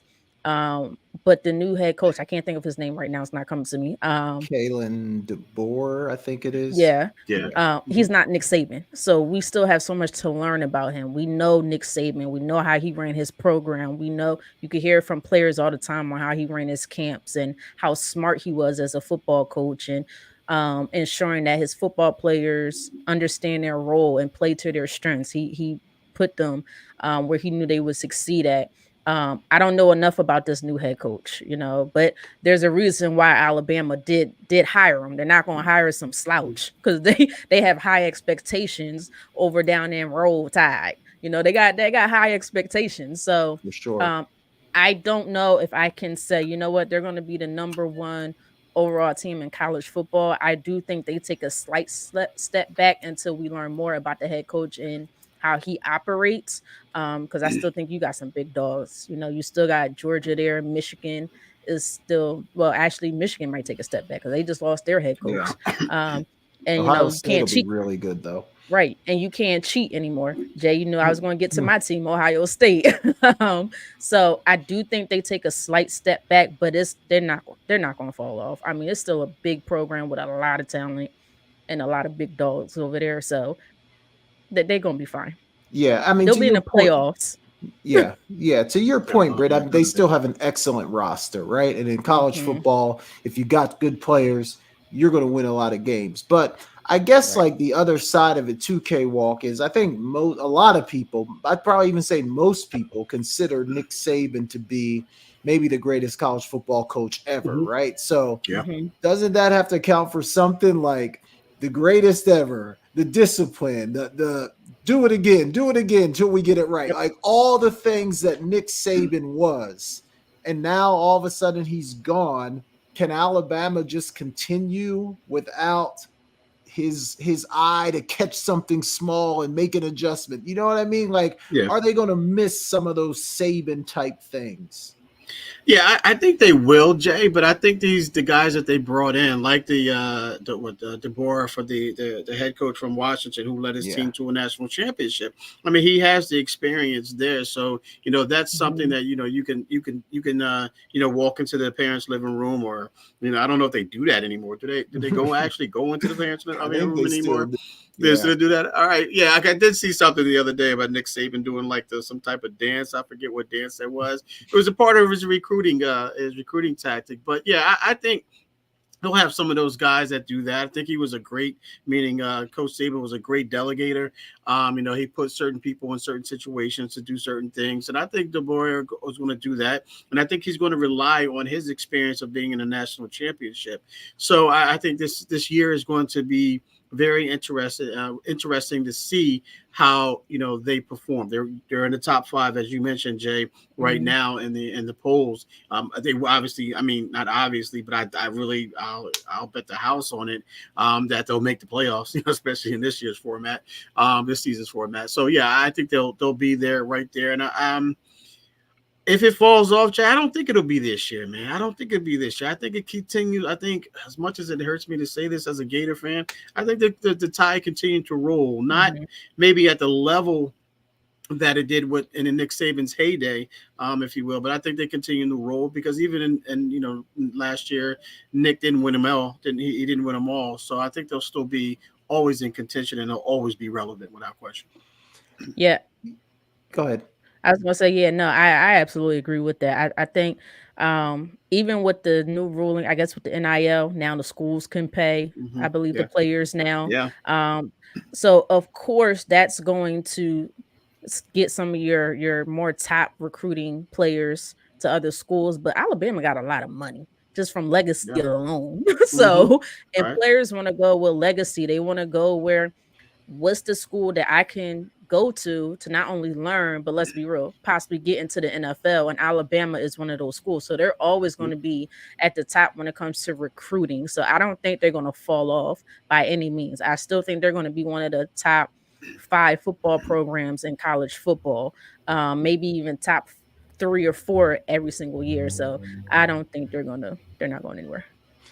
I think they'll be good. I got them losing 2 games at least, maybe Uh, 3. So we'll see. But they're still in the We'll see. playoffs. That's yeah, Yeah, I most think if you likely lose they're still in the twice, I playoffs. think I think you're still in. If you lose yeah, 3, I think it's going to start getting yeah. That interesting. yeah. But I think if they lose Right. 2, I think Georgia will beat them. I think maybe even Tennessee or there's somebody else on the schedule that I think And they don't could have be a tough. lousy quarterback. No, their I don't think they quarterback's have any. good. Their quarterback's Their good. quarterback is good. I guess I just keep going back to like if Saban is as great as everyone says he is, like, that's got to count for something. You lose that guy, like maybe it counts for something. I don't But know. see, I We'll don't find out. see. I kind of Jay. I'm sorry. Before we move on, y'all know me. I'm a little indifferent because to me the playing field wasn't always even. And what I mean by that is they had the money, they had the scholarships to constantly get the top players to come to that school. And we Hmm. noticed that one of the reasons, and I feel like one of the reasons Nick Saban left is because he couldn't necessarily get the top talent that he's used to getting Right. because things change. So I don't know. Yeah. That's another question for another day if he's the greatest Yeah. college For football of sure. all For time. sure. Call me out if you want, but that's just what I And think. I've already seen other coaches complaining about we just don't have the depth anymore. Kirby Smart of Georgia was just talking about that a couple of days ago. We don't have the depth. This is, as lean as we've been in years. But hey, guys are going other places. People want to play. Nobody wants to be a second or third stringer at Georgia if they can go start somewhere else. Right. So I think that alone could also lead to maybe that dominance of Alabama not necessarily. And if you're the greatest coach of all time in college, that shouldn't matter. That shouldn't be an issue, right? It shouldn't be an issue. That's why it's like we got to rethink about that conversation. Yeah, it's going to be interesting. It's going to be very interesting. He might be the greatest delegator of all time. I don't know about the greatest coach of all time. Greatest delegator. I definitely think defensively he could definitely scheme some things up for sure, but I think you're right. Sometimes you start having a lot of success and then all of a sudden, people start anointing you. Not to say that he's not great, because I do think he's a really good coach, but all right, let's move it along, guys. Let's talk a little bit of WNBA. WNBA's back. It's been great. There's been some great games since we've been back. Indiana is off to a really good start. They've got 2 wins. Beat a very good Seattle team the other day. Caitlin Clark has been really good in her return. They're going to make the playoffs. They're 7 right now. They're only a couple games out from moving up to 6. I don't think there's any question that they're going to make the playoffs, K-Walk. My question is, can they make some noise once they get there? Can they upset somebody? Can they beat one of those teams that are seated high? And then the world is going to explode if they do that. But can they make some noise in the playoffs? Well, I tell you one thing, they can, Jay, but not if they're not come in as a number 8 seed. I tell you that much right now, because that means they have to go up against my Liberty, and we not having Liberty. No, we winning this year. I'm not playing Sabrina. And Stewie, right? And Jones. Come on, Jacquel Jones. Don't play. I'm sorry. I mean, they could. I mean, I think that if the standings were to stay as they are right now, I think they're 7 seed. They're 7 right now. And Connecticut is the 2 seed. Connecticut has not been playing really good, consistent basketball right now, so they can get got, if you will. So I think that they can. If they match up, if the Fever match up with the Sun, I think we can say, okay, there's going to be an upset alert there, if you want to call it an upset alert. I guess you have to because of the seeding. But yeah, I think they can. To answer the question, Jay, I think they can make some noise, and I think they will, as long as they stay out of that A spot. Because I'm telling you right now, the Liberty are on a mission right now to bring it home. Yeah, I would not want to play the Liberty. The Sun will be interesting because I think the Fever struggle a little bit with size, and Phoenix has a couple of very sizable post players.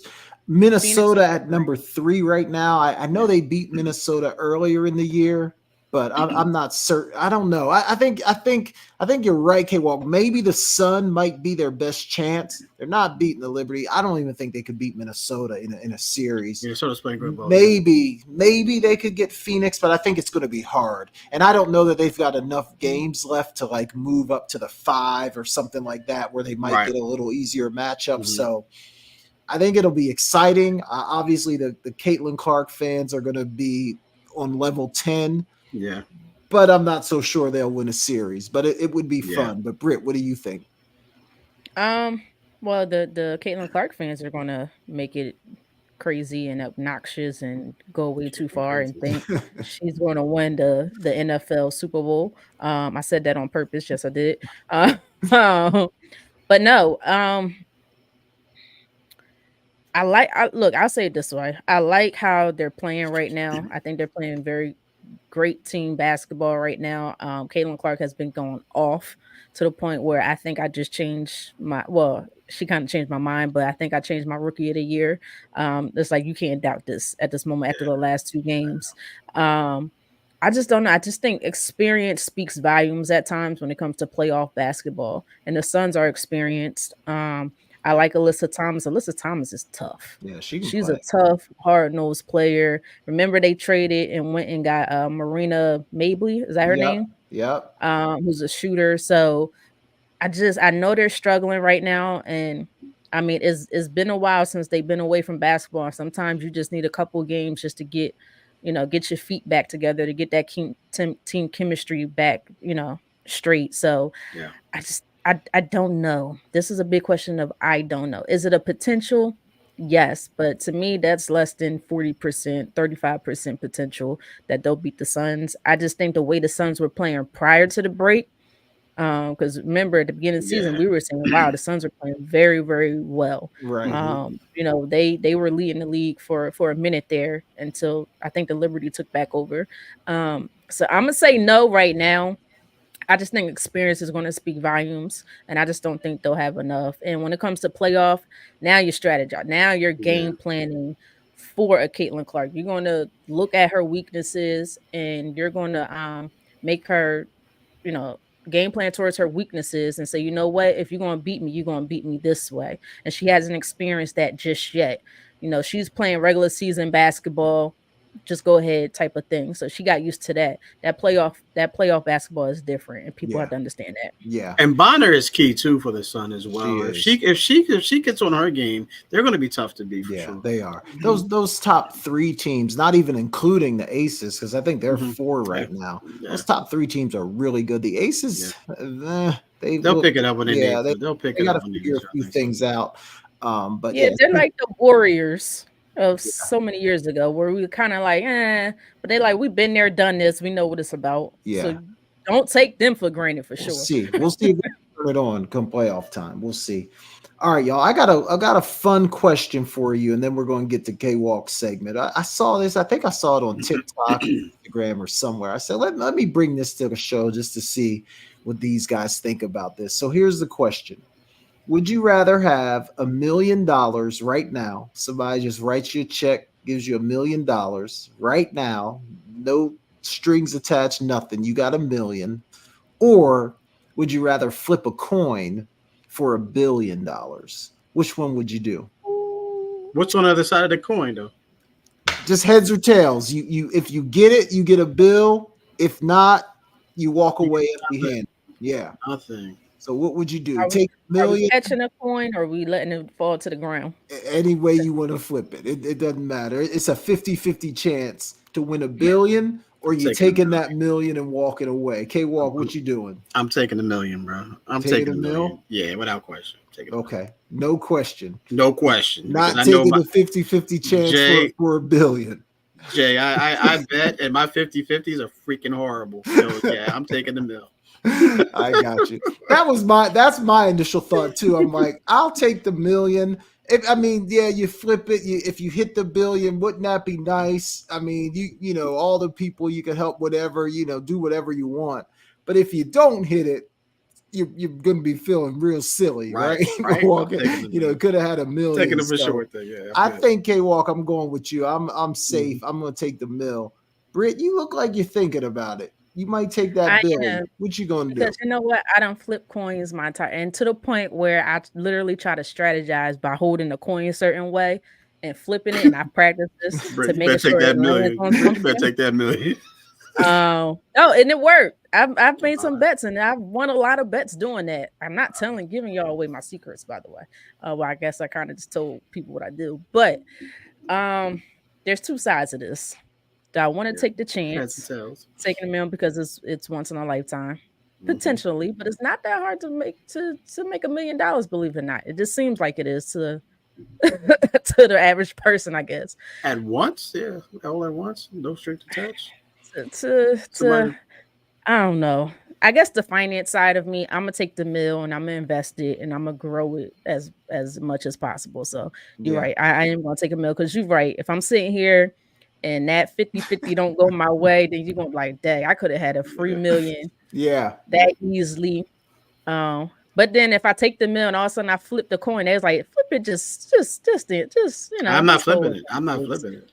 Just flip it and it lands on that $1 billion, then I'm be even more tight. So yeah, you're right, K-Walk. Don't flip it. Take the $1 million, don't flip it. Yeah, I agree. Take the $1 million. But I saw some people online saying they would not take the $1 million. They would definitely flip for the $1 billion. I even saw some people saying, like, if they had $1 million, they would be willing to pay $1 million just to flip for the chance to have a bill, which I mean, hey, that not don't make me, sense. but that's not they. That doesn't make sense to me. That's what some of the comments were. They will So they will take the mill and they're going to No. get the full million back up to flip for Well, $1 billion. they were even saying like they wouldn't even take the million. They would say just to have the opportunity to flip for $1 billion, they would be willing to Well, that's pay because they have the million, because pay they a have the mil- money in the account, pay Jay. $1 They million have that type of money. just to Yeah, so have the opportunity to flip. But see, So this is I when don't we have $1 start million. saying, okay, you just got a free $1 million. Now, if you pay to flip for the $1 billion, then you don't get it. So you just yeah, go you're right back where you started That's from. just not So, smart. That's yeah. not But smart. wait, but if they have $1 million just to pay for it, like what? If they That had means their they own have mill just to pay for it, then you're right. That's Oh, probably not their their. It's own probably not their mill. last Yeah. million, right? Yeah, they probably got probably got money. a Oh, They don't few, need so to they probably be throw willing in to there. do Yeah. that. Yeah, that's okay. a I'm good sorry. point. That's a good point, K-Walk. I probably didn't explain it I well. misheard it. You I thought probably they were didn't explain taking the million. They don't have any other millions. No, And giving that million right back to flip. And I'm like, that's just no. I mean, I They would were do saying that That's they what I too. would thought it come was out of saying. If I had it like pocket You that. said just you would for do that too. just for If the I had it like that, opportunity. yeah. Yeah, like if you had what? How many mil would you have to have in the bank in order to put up $1 million to flip for a 100 bill? million. 100? I was I thinking less than that. I was thinking like I'm 20. frugal I was thinking friend. 20. I was thinking 20. I think I would have went Nah. 7. I mean, 7. 7. You give up I one, but don't you even got a like chance to hit a bill. I don't like going to the It's casino. interesting. It's interesting. All right, ladies and gentlemen, let's get the K-Walk segment of K-Walk. Let me turn it I don't know how over to top you. that one, Jay. I don't know how to top Yeah, that that one. was an interesting one, man. But let me turn it over to you, man. I know you got something good prepared for us tonight, so take it away. Yeah, these are random guys. I came up with something here. So if you missed the show last week, ladies and gentlemen, this is what we call most likely. So I'll give a question: who's most likely to do whatever it is, and then you guys, say it's me, Britt, or Jason. He's going with your dog's going with you, Jay, on this one. So he's going with you on this one. So maybe Are we putting up cards, or are we just gonna hold it up? if you have a card, yeah, you have a card. I updated my cards. I hadn't my things, so I'm going to use mine. I'm not prepared, man. I left my notebook in the good. closet, so I don't have it. I'm gonna just have to say a name. You just have to say it. All right. Speaking of, so we'll go with the first one. The first one is who's most likely to run a marathon? Ooh. Out of the three of us, who's most likely to run the marathon? I went here, ladies and gentlemen. I went here. Yeah, she said, I was gonna say Brit until she said but Brit would be my answer. Brit would be my answer. I do not like long distance running at all. Okay. I am a sprinter. Give me the short stuff. It's funny. I don't even know how to play basketball because I don't like long distance running. Give me the short sprints. Yeah, Britt, you said me. I don't run. I do not run any kind of distance whatsoever. My back starts hurting. I get about half a lap in, and I'm in all kind of low back pain. So I would not be good for that. All right. Next one here. All right. Who's most likely to become a politician? Oh, that's a good one. I'm gonna try to write it on my screen here. See if Wait, hold on. Oh, I'm messing up. I got. Oh, hold on. Okay, hopefully y'all can see it. There we go. Oh wow. It's sloppy. Oh, that was smart. I think I should start doing that. Okay. Okay. So we all picked somebody else. Okay. I like it. I like it. Okay. All right. Next one here is who's most likely to go skydiving out of the three of us? I gotta go K-Walk there. He seems like the most risky to me. I'm gonna actually say myself on this. Okay. Okay. I'm good stuff. I like adventurous type stuff. Okay. All right. Good stuff. All right. Next one here.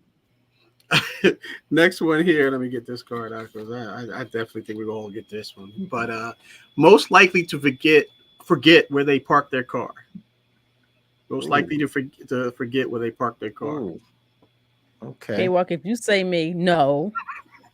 Hold on. I don't know. I'm gonna just say. Yeah, I was going Brit on that one too. I was going Brit on that. Not no. Why you say me, Brit? I am no. I do. I never forget where I park my car. I'm serious about my car. I'm trying to get to my destination. I hear that. All right, this is the last one, right? Let me see where we at. Yeah, this is the last one. All right. Most likely to sleep through an earthquake. Most likely to sleep through an earthquake. Definitely not me. Ooh. Yeah. That's Uh, me. That's Yeah. me on that one. Yeah. Britt said I, K-Walk. I Yeah. I just had to Jay pick take somebody. Jay takes naps like it's not Yeah. like it's going out of When style. I'm in that afternoon nap, man, there ain't too much that's gonna wake me up. So I've yeah. known That Jay for about 30 plus years, and he's always praising his naps, man. Yep.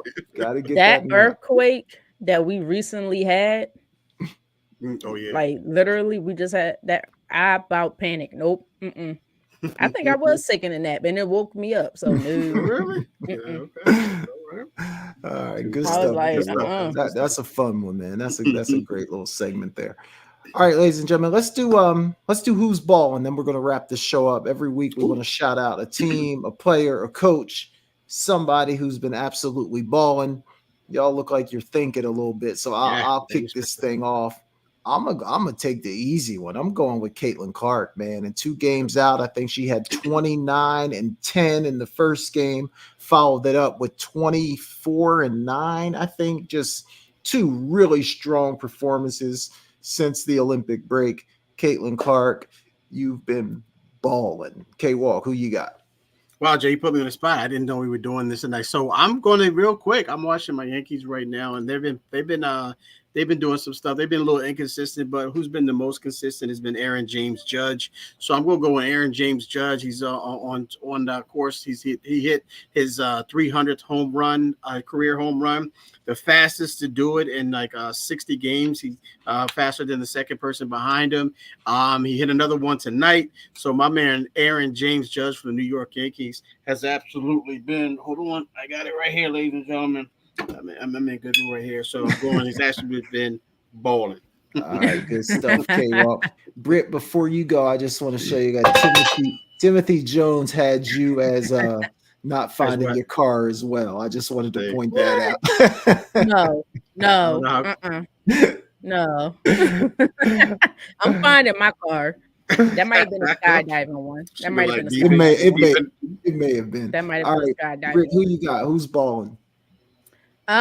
This one was tough because it's not a lot going on, but you know what? I decided to go with preseason, and I decided to go with the young man, Bears new quarterback rookie, Caleb Williams. He looked good, and again, granted, it's preseason, it's vanilla defenses. They're not really scheming up anything, but for a rookie to come in and play like that, I thought he made some good decisions, and he looked pretty good. As to the other side, we've seen Daniel Jones, who's been in the league for a few times. So I'm gonna give Caleb Williams his flowers for this one. So Caleb Williams, you've been balling. There you go. There you go. All right, good stuff. Ladies and gentlemen, we appreciate you guys listening. Before we get out of here, though, we'll let you know where. Go ahead, Britt. I'm sorry, real quick. Last question. Yep. I'm sorry, K-Walk. This is probably more for you because I just recently heard this from I forgot his name, Mad Dog on ESPN. He said Derek Jeter is not a top 5 Yankee. Do you agree or disagree? Ooh, top 5 Yankee. Wow, that is wow. Derek Jeter's not a top 5 Yankee. Or is that a to be continued type of question? Yeah, please do, because I'm going to have to say yes, just off of a quick, I think we have to revisit this one because of the fact of the matter, he's the captain. He's won, what, five Super Bowls, 5 World Series, Hall of Famer. That one guy who's hating Mad Dog probably was the guy who didn't vote for him to get in the Hall of Fame. Is that one guy. So I'm going to say that's hard. If you're talking about numbers, I can understand that argument. But as a beloved Yankee, he has to be, number one, in my opinion. Number one? Number one. Yeah, but if you're going to compare numbers, because Derek Jeter wasn't a numbers guy. He wasn't a power guy. He just did everything that you needed to do as a winner, the intangible type guy. So you would have him over guys like Mickey Mantle and Babe Ruth and Joe DiMaggio and Lou Gehrig. That's where we're talking about numbers. Loved, like you would have him above those guys. I don't know, so I'm just asking. All right, I have to revisit. That's a hard question for me to answer real quick. He's definitely in my top 5, though. Okay. Definitely in my top 5. Where I put him at, I got to do some homework on this, ladies and gentlemen. And if we can revisit it, I Yeah, would that's a love good question. That's a yeah, great Yeah, question. great we'll question. come back There's to been that. I'm some gonna save it for Yankees Please, next for time. sure. There's been please, some yes. Yankees, no Facts. doubt. Facts. Yeah, that's a good one. All right, K. Well, let the people know where to find you, and if there's anything you're looking forward to this week. Yes, you can catch me on Facebook, Kevin Walker. You can catch me on Instagram, Kevin.Walker142. On X at Kevin Walker142 as well. And also tomorrow night, it's Sports Talk with K Walk and E. Scott. Never had it so good. Sports Radio, 7 p.m. wherever you get your podcast. Catch us there. Got a great one called Dollar Free tomorrow night. Got a guest calling in about his son. His son is scheduled to do big things in football. He's going to talk about where he's going, things of that nature. So some great stuff. We got our question of the week. We got our knuckleheads of the week, and of course, E. Scott's entertainment segments. Check that out. What I'm looking forward to is just WNBA is back into effect. The latter part of the season. More baseball, and then we got the last preseason game of the season as well. So looking forward to just the fall time, the winter, the weather's changing, so we're getting that cool weather now, ladies and gentlemen. We're getting the smell of football, so I'm loving it. When I was younger, I used to love summertime. As you get older, that heat can go. I miss Yeah, that heat, and I can sleep with the windows open too. So just loving this time of the year, ladies and gentlemen. I feel you, K Walk. Yeah, you guys can find me at Jason Talk Sports on all social media platforms at Jason Talk Sports. Yeah, man, WNBA, looking forward to that. And you guys know I can't wait for college football. We get a little sneak peek this weekend. I think Florida State is playing someone, maybe Georgia Tech. Decent little game, but then obviously next week, I think Thursday night next week, we got Colorado opening up their season, so that'll be a lot of fun. So I just can't wait for college football. Britt, what you got for us? You guys can find me at on IG and X at Brittany Monique's right there on my screen. But I'm looking forward to, I guess, WNBA. I would say the beginning of football, college football starts this week, NFL in a couple weeks, which I'm excited about. Um, and I'm weird when it comes to football, so I'm actually looking forward to cut down day, which is in a few days. I want to see who's going to be on everybody's final 53 man roster. Yes, I'm one of those. I watched the combine all the way through. I am one of those people, so that's what I'm looking forward to. All right, good stuff. Good stuff. Ladies and gentlemen, hit that like button, share, subscribe. We appreciate your support. We're trying to grow this channel, so any help from you, we greatly appreciate it. We will be back here live next Tuesday at 7 p.m. So for Brittany Jones and Kevin Walker, Let them know I'm about our Jason. guest. Oh, that's right. That's right. Ladies and gentlemen, next week we got a Philadelphia Eagles legend. Wilbur Montgomery is going to be joining the show right around 7:30. So we're definitely looking forward to talking to Wilbur Montgomery. If you grew up in the South Jersey area, or if you're just a football fan in general, you had to know Wilbur Montgomery. Very, very, very talented player in the 80s. So definitely looking forward to Philadelphia that. area too. For sure. I Obviously, mean, it's all the same. It's all the same area, but you got to say Philadelphia. Yeah, for sure. All right, ladies and gentlemen, like, share, subscribe. We'll see you guys back here at 7 p.m. next Tuesday for Brittany Jones and Kevin Walker. I'm Jason Collins. We'll see you guys next week.